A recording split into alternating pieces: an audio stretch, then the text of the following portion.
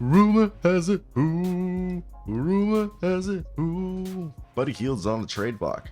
Feels like we've known for a while that Buddy Hield could be traded, but at this point, Buddy Hield's one of the greatest shooters in the world. So far this season, Buddy Hield's averaging 13 points, which is down from 17, but he's also playing his least amount of minutes since 2017, 2018, which was his third season, and that's also when he averaged like 13 points a night. He's shooting 44% from the field, 38 from three, which is down from his career 40%. 3.5 rebounds, 2.5 assists. He's a guy who has career averages of 30 minutes a night, 16 points, 43.4% from the field, 40% from three, 4.5 rebounds, 2.5 assists a game.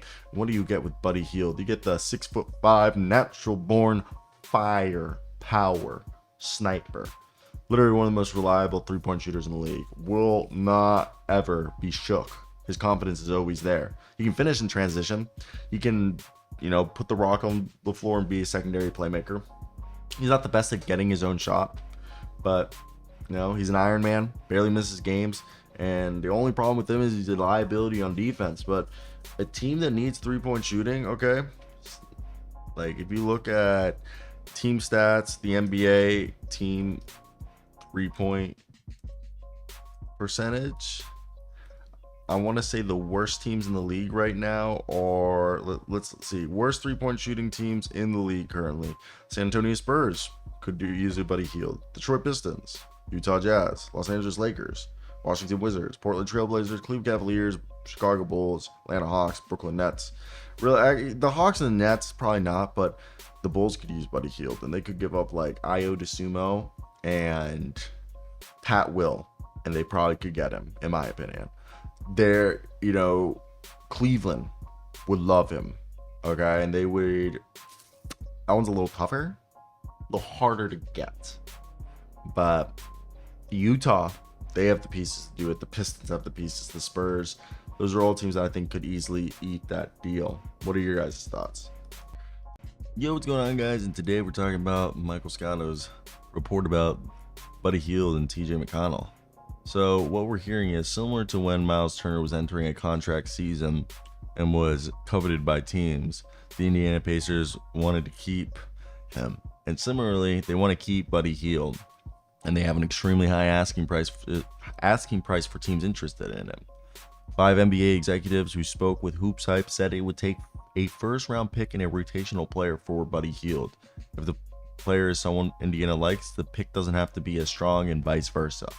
Buddy Hield's on an expiring $19.28 million deal and has been on an absolute tear since returning to the starting lineup. PJ point guard TJ McConnell is another league rival executive seeking help in the backcourt. As they monitor that, McConnell's on the books for $8.7 million this season, and $5.5 million of his $9.3 million contract is guaranteed next year, and he's a team that the Suns really want. Buddy Hield on the year is averaging 13.5 points, 45% from the field, 40% from three, 3 rebounds, 3 assists a game. All right. And over the last 5 games, he's been absolutely closer to a 20-point scorer. While TJ McConnell this year, who TJ we will admit over the last few seasons hasn't, he's missed a handful of games every year. And on the year, he's playing only 14 minutes a night, just under 7 points, 53% from the field. 3-point shot's terrible. It's not terrible, but he's never taken a high volume of them. 3 rebounds, 4 assists, and just under a steal a night. He's still a valuable player, and if you guys are looking for depth, I think you see the Suns going for TJ McConnell or a contending team. I just can't see a team like a young, maybe the Spurs. Maybe the Spurs go out and get themselves Mr. TJ McConnell. I think a lot of teams should be calling up about Buddy Hield. I think Buddy Hield is a good guy for a contending team. I think that just all comes down to if you're willing to give up the assets, if you feel like he's going to push you over to the edge for a championship, then yeah, it's worth it. Am I wrong? Because that's what I would think a championship is worth, is if you give up a first player, fuck them picks, right? Fuck them picks. That's the whole philosophy of the Los Angeles Rams. Them picks don't matter. So, again, it's to each their own. But I am a big fan of the whole idea, hey, okay, the Indiana Pacers could trade Buddy Hield and TJ McConnell. They could. They probably might, but they probably won't at the same time. So we don't really know. But that's basically gonna be it. We'll have a few more videos come out later once we finish everything else. It's the New Orleans, next is Kyra Lewis. But yeah, I think that's where I'll leave this at. Thank you for watching. If you made it to the end, hit that like and subscribe button. It means the world for your support. Yo, what's going on, guys? And we got some Buddy Hield news. So everyone, like myself, just thinks it's foregone conclusion. That was weird. A foregone conclusion. And I also just said and I never say because I pride myself on being a pretty good speaker. But Buddy Hield, we all thought, is a foregone conclusion that he would be going to the Dallas Mavericks. It just makes sense. Tim Hardaway Jr. with a lottery protected first round pick way down the road because of the salary and the additional year on Tim Hardaway Jr.'s contract and the lack of second round picks that I believe the Mavericks have. To facilitate the trade for Buddy Hield, then Buddy Hield resigns on a 4-year, $60 million deal that pays him $15 million annually. Just made sense for everyone involved. But now, Grant Afseth, hopefully I said that correctly, ladies and gentlemen, because I do not want to ever mispronounce it. My name is Ciro Aseo de Coq. I don't expect people to be able to say my name. Okay, Americans call me Ciro. All right. But the Dallas Mavericks, according to Grant Afseth, are among the teams interested in pursuing Buddy Hield in a trade with the Indiana Pacers, according to Mark Stein of the Stein Line. Grant Afseth works for the Hoop Analysts Net, and he also works for Dallas Mavericks basketball for, I guess it's Fan Nation.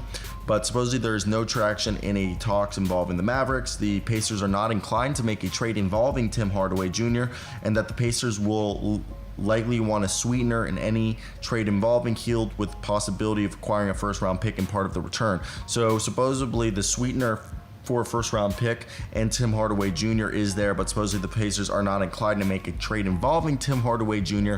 Could it be for Richaun Holmes? Maybe, but it goes to show that if it does involve Tim Hardaway Jr., it's going to have to involve a first-round pick. That's no if, buts, or ands. That's just looking like it will be a foregone conclusion. So for me, I want to hear your guys' opinions. What do you guys think is going to happen here and why? I'm definitely curious to see if we will see our man, Mr. Buddy Hield on the team, because look, it makes sense that they are setting up these preliminary discussion points like, hey, if it is Tim Hardaway Jr., we want it to be a bit, structured a little different than you guys are assuming. It's not going to be as easy as Tim Hardaway Jr. and a bunch of second round picks, or Tim Hardaway Jr. and, a heavily protected pick. Maybe we want it to be top 5 pick, and I don't argue. This is kind of the diplomacy that goes into a NBA trade. And if you look at the Dallas Mavericks and you're like, okay, maybe can they do a different trade? Can they facilitate this without Tim Hardaway Jr.? Yes, it would have to be Richaun Holmes or Maxi Kleber. I do not believe Maxi Kleber would be the guy. They really like him. He's a good defender. Now, Richaun Holmes would have to be the guy, and then they would have to probably, at that point, use... I don't even know who else could be thrown into this because a lot of their roster is recently signed. So in my mind, it has to be around Tim Hardaway Jr. unless they are able to facilitate a Tim Hardaway Jr. trade around a 3-team trade where you send Tim Hardaway Jr. to another team. As we know that a few months ago, they were trying to use Tim Hardaway Jr. and JaVale McGee for Bojan Bogdanovic and Killian Hayes. That was a potential trade. So unless they're able to revisit that trade where they send Bojan Bogdanovic to the Pacers and they send Tim Hardaway Jr.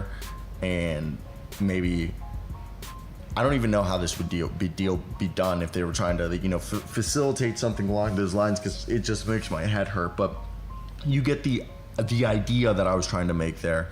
I'd like to hear your guys' thoughts, but that's it for me.